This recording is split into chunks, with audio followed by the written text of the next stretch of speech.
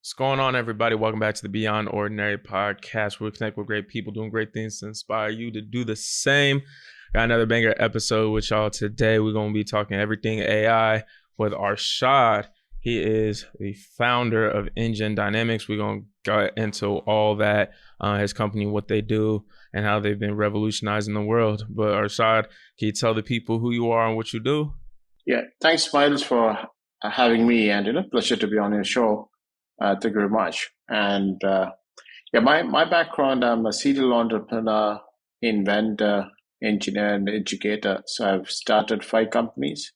I had a corporate career in tech before that. I have negotiated an exit to one of the largest automobile groups in my last company. I had my fair share of failures. I think that comes with the package.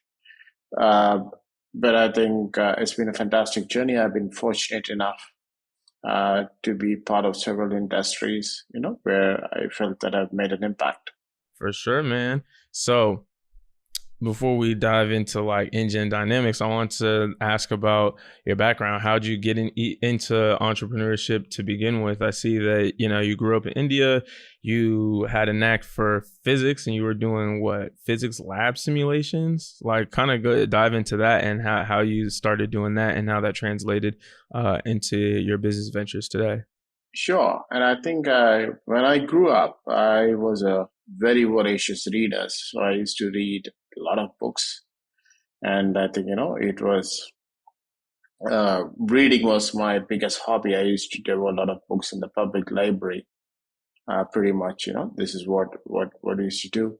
So I read Isaac Asimov, and the Foundation series when I was 11 years old, which is pretty young to read something related to Asimov, right? So I think that's what started off my journey with science. I was fascinated by this world painted by Asimov, the future, the machines, what we build in the future. So this really, really caught my attention, and I was really fascinated. And I wanted to kind of build something similar when I grew up. So this is kind of where my uh, drive to create things came in. So I think, this is what I wanted to do. And I then went down to do a lot of things in science when I was in school. I created a simulation in school and sold it. I was always an entrepreneur, so this I sold it and made it a business. And then along the way, I went from engineering and college again. I had a couple of businesses. I always had the knack in which to sell, right? I think it's pretty important to sell, not just build stuff. So I realized that very early on that you need to package it, create it, and sell it. I think it's a whole deal. You can't just create and just step back. So you need to kind of sell it as well.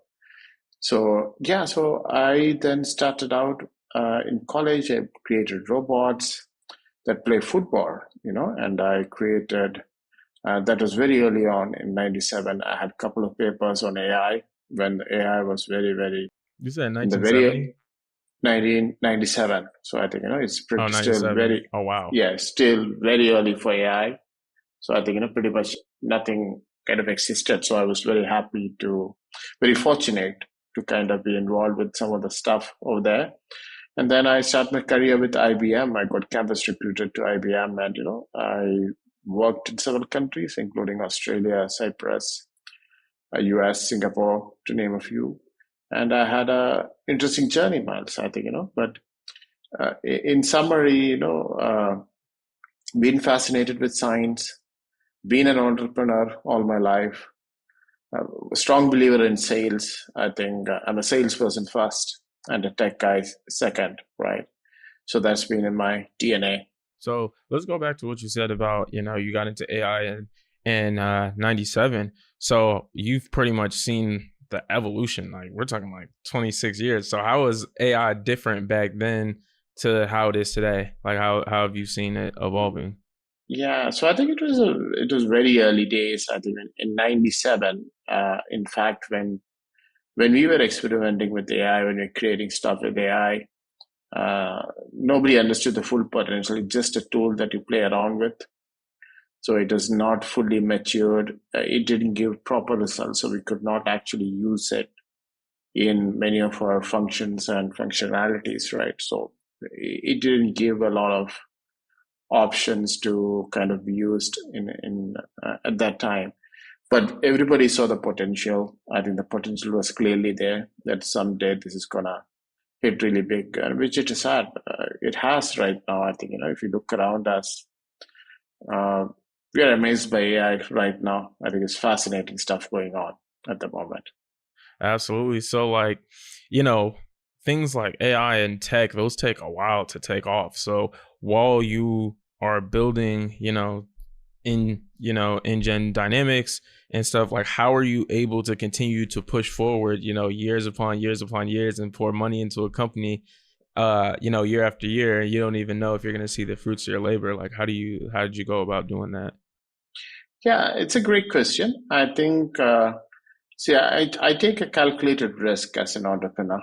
So I think, yeah, so this is something that I've been doing. So in fact, I started Engine Dynamics in 2015, and 2015, again, AI was very uncool. AI, automation, robotics, nobody was speaking in 2015, right? Really It was uncool. still, yeah, it's a very uncool thing to do. But right now, every startup wants to be called an AI company, right? So when we started in 2015, uh, I had a vision of what we want to build, and it was a pretty long-term vision. And I was looking at investors who believe in the long-term vision and is ready for the journey, right? So this is not for investors who want to kind of make a quick buck and flip it in a year and exit. So this is not that kind of company. So there's very long term, very strategic, and huge upside potential. Once everything lines up, and I think we've been fortunate enough to get a lot of press. We've been featured on Popular Science, Mashable, Discovery Channel, Fast Company, a lot of tier one press, and it's been very, very fascinating journey so far. Okay. So because it was a calculated risk, you pretty much had a conviction that it was going to work out. Like everything was pretty much calculated. Absolutely, absolutely. So I think the market opportunities were there, and given the right timing of some of the products and the use cases, there was clarity of thought. From my perspective, that we would kind of hit these milestones. We could create some of these products. So it is pretty clear that this is the way it was aligned. Cool.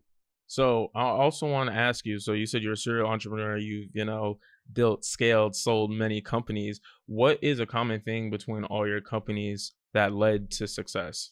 Like what was the key element Right. to their success? Right. So I think, yeah, first of all, the disclaimer is that not all my companies were successful. So I think, I did have some hard lessons, especially in my third startup, which went down, and, we had a lot of hard lessons on hiring and everything. And one interesting lesson is that, which I think a lot of people will find surprising, is that no matter how many startups you do, every new startup has a lot of uncertainty which you don't have an answer for. So you're never prepared, even if you're a 6x entrepreneur, a 2x entrepreneur. The only thing that kind of helps you prepare is that mentally you know how to navigate the journey, right? So I think that's the only takeaway that you get as a serial entrepreneur. So I think when you come to the next company, mentally you have some frameworks, you have some methodologies which you can use to navigate the journey.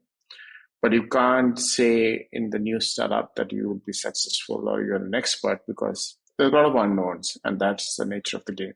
For sure. Yeah, I like that. You were talking about how, the last company pretty much builds a foundation for the next one, not even if it's in a different industry or niche, because you have those same skills, transferable skills from that one experience to the next. Yeah, it's definitely a major key. So, so I had a conversation with an entrepreneur. I think this was my last interview that I did, and he was talking about the different mindsets. How it's entrepreneurs that go from like 1 million to 3 million. That's a different mentality than to go from like 3 to 10, and then obviously from 10 to 100. So for you, I just want to know if you agree to that sentiment, and like what is the mindset shift to get from that seven figures and push for those eight figures. Absolutely, absolutely. So I think that's a great point, right? And I think in terms of your mechanics and system, it's like having different vehicles, right? I think you get different mileage, so the whole thing has to change around you, right? So pretty much what tools you have, what methods you have when you're doing, let's say, $1 million a year or $2 million a year, it's not gonna take you to 10 million a year, right? So it's gonna change, and that's, I think, an important part of US non-entrepreneur, and we have a term for it. We call it the product market fit, right? That is a PMF, is what we call in entrepreneurship, and it's a classic case, and it's generally recognized that it's a never-ending story. So as soon as you get to the next stage, you need the different tools, different mindset, different methodologies, right? Otherwise, you're not gonna get there. So I 100% agree. I think what works for you in phase A will not work for you in phase B, will not work for you in phase C. So you need to change your systems, methods, and tactics as you go to the next phase. Okay. For sure, man, for sure. And what were some of the biggest challenges you faced in bringing in Engine Dynamics product to market, and how did you navigate through those challenges? Sure. I think what we're trying to do at Engine Dynamics is very complex, very capital intensive, and fraught with the risks. So I think, creating some of those products and building some of those functionalities and features uh, was very, very complicated. So getting the product out was the biggest challenge. Figuring out how to build it, finding investors, raising money, because it's such a hard journey for us. A lot of investors were not ready to back us because I think the risk appetite, and all the metrics didn't add up to a lot of investors. You can't blame them. So it took a lot of time. I think when we started out very early, uh, very, very few people backed us. But right now, there are a lot of people coming forward because they've seen that, we have been able to navigate the waters, we got the products out. So definitely raising money, getting the products out, and building the right team. I think these are the three major challenges that we faced at Incheon. Okay. And then, so how did you go about, like, conquering that? So, like, you said you had struggle with rolling the product out, and then getting investors, and then obviously getting the right team. So I'm assuming, like, you got the right team, and then, you got your investors, and then you rolled it out in that order. You know what I mean? So how did you guys go about pushing through those challenges? Absolutely, absolutely. And that's where the whole sales part come in, right? As an entrepreneur, you're selling to your team, you're selling to investors, you're selling to your tech team. So they need to be sold on your vision. So they need to kind of believe that you are on the right journey. And even for your team, you need to understand they are leaving behind a steady job, a steady paycheck, and taking a risk along with you. So why should they join you, right? It's a hard question. So you need to kind of make sure that you address, uh, you motivate them, give them enough upside, not only in terms of money, but also upside in terms of opportunities, creative freedom. These are all important. And at the same with investors, make sure that they understand you mean business. You are here to deliver, and setbacks are not gonna deter you. So these are kind of the important part of getting the right investors. And I think pretty much the products, I think, you need to have all this come together and launch a product. So absolutely, I think it's very important that you get all these three tied in.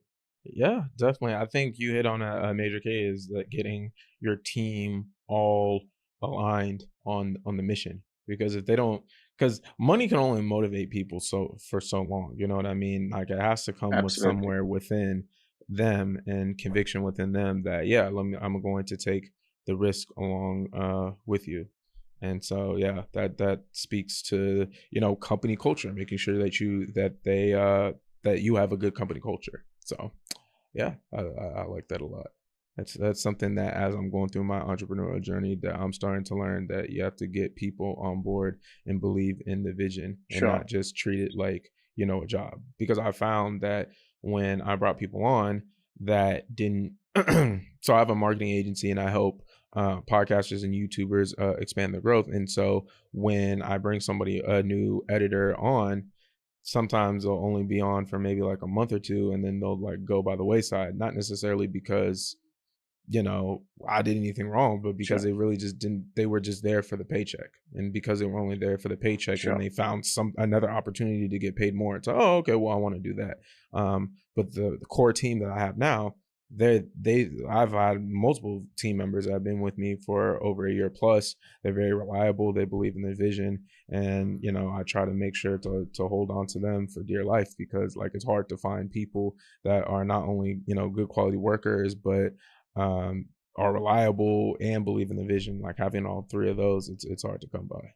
Sure, absolutely. And I think, in fact, even we have some tenets for our culture. Some core principles, and one is that uh, zero tolerance for corporate politics, zero corporate bloat, and fail fast and innovate often and take risks. So these are some of the tenets that help us on the edge. Because a company like us uh, can't we need to be very agile and nimble. We need to move fast, move fast and break things. So I think it's kind of the way we build. And you're absolutely right. I think, if people are not motivated, uh, you know even if they deliver, there are degrees in which the delivery and the passion comes out in the product. So I think it definitely matters a lot, that you get the buy-in. So this is very important. You need to invest that time to get those people on board, along on your journey. All right, can you explain how Engine Dynamics is using AI and robotics to improve the quality of people's lives? And if so, can you also give a specific example? Sure. So InGen has a range of products, and the vision for the company. And if you go back to my original vision, when I read the science fiction series, is to create a future where there is a much more freer time, uh, less dangerous jobs for humans. So this is kind of a ultimate vision I had. So InGen kind of aligns with the same principle. So we don't want we want to make sure that people get more productive time in their lives, the more enjoyable time. We want to take away all the mundane, the hazardous, the recurring, repetitive jobs or tasks from your life, which I guess everybody wants to take out, right? Mm-hmm. So this is kind of where I think our core use cases. And a classic example I want to give is we have a surveillance product, and that helps keep your facilities secure. So if there is a fire, if there is a smoke, I think we can kind of ensure that the facilities are secure. The workers are wearing safety gear, so we can ensure through the safety gear mechanism that you're wearing the safety gear properly. Is the safety in check? Are we protecting the people properly? So we have all these mechanisms built in so that life gets easier. So another product is the elderly care product. So as we age, we have different ailments and different people, different problems that come to our life at that stage. Called the golden years. So we have a product which kind of helps you age with a companion and connects you well with your family. So it's a really great product, and it has got a lot of recognition. And then, what industries have seen the most benefit from Engine Quantum Leap, and what unique challenges have you encountered with integrating AI into those different sectors? Sure. So I think Quantum Leap is a consulting wing. So that is more like the AI automation and robotics consulting. So that goes hand in hand, with the products that we sell.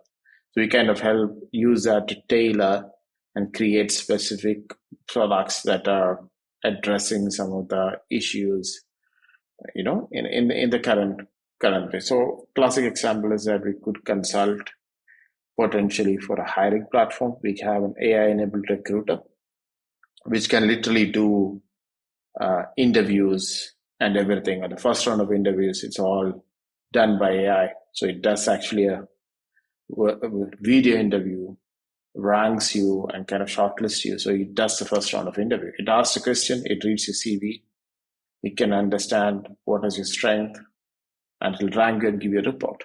So it's kind of scary, but it's actually happening. So Yeah, and speaking of scary, like a lot of people are kind of scared of AI and being displaced in the workplace because of AI. Do you have any thoughts on that?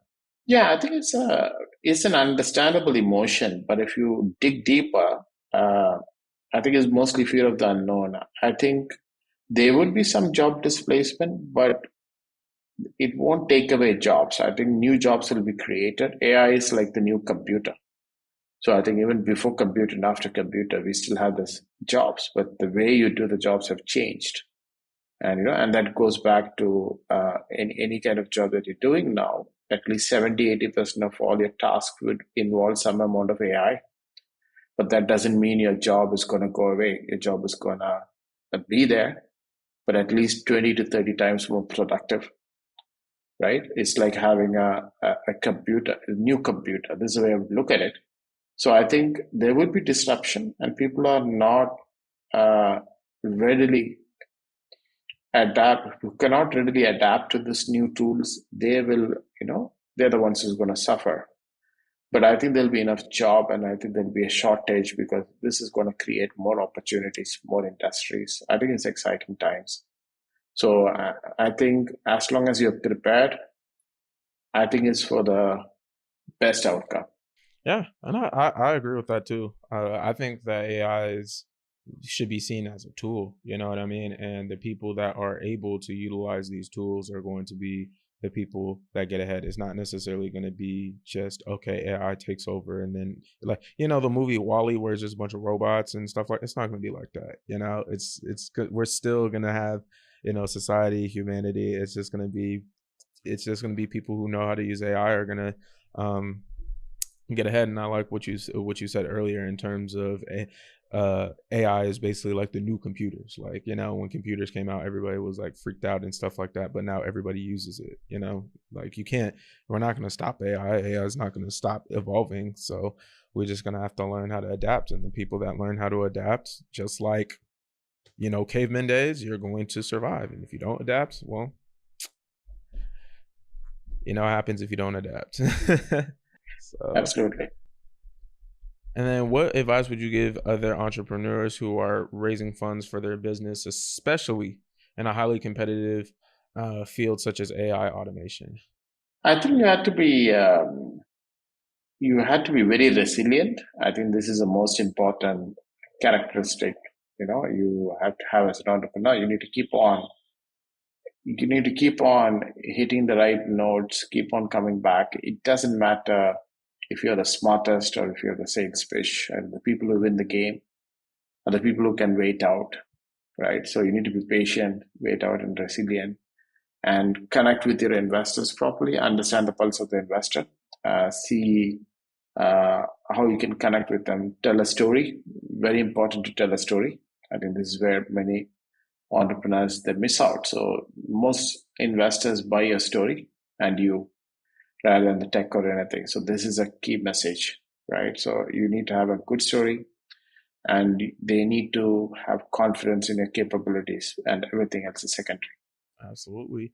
Hey, the last interview I did, literally, that was the topic that at hand that we were talking about was about storytelling and making sure that people connect and like how to connect people via storytelling. So yeah, I like it whenever I get on interviews and people are kind of like saying different things, even though it's a completely different topic. That congruence lets me know how important storytelling really is in terms of our oral communication amongst one another. Coming to the end of the interview, but before we close out, I just want to ask, what do you want people to take away from this interview? That's it's a good one. I think the main essence is that as an entrepreneur, you have to push forward. It's like life, it's like riding a bicycle. You stop moving, you fall down, right? So you need to keep on pedaling, then you move forward. So you need to keep moving in life, in business. I think that's an important lesson, and everything is temporary. Every setback you have, the failure you have, and there's a message for everybody, right? Keep moving positively, and you'll be going in the right direction. Don't stop. That's my takeaway message. Absolutely. In the entrepreneurship game, you only lose if you quit, so you just can't quit. If you have, like we were talking earlier, if you have that inner motivation, that reason, that why, that story, that compelling story, that is going to motivate you to carry through. It can't just be about money. Money is only going to take you so far. But thank you, Arshad, so much for dropping that knowledge on my audience. Where can the people find you at? So I have a personal website, and you can all contact me over there. I usually respond to all messages. You reach out to me, so that I target to respond within at least 3 to 4 days. So I'm happy to respond. So you can go to my personal website at www.arshadhisham.com, or go to my company website and you can follow us on social media, drop in a message, and happy to help. For sure. Yeah, I'll be sure to link all that in the show notes. All right, everybody. Beyond Ordinary Podcast. Hope you were inspired to be great. Another banger. Take care.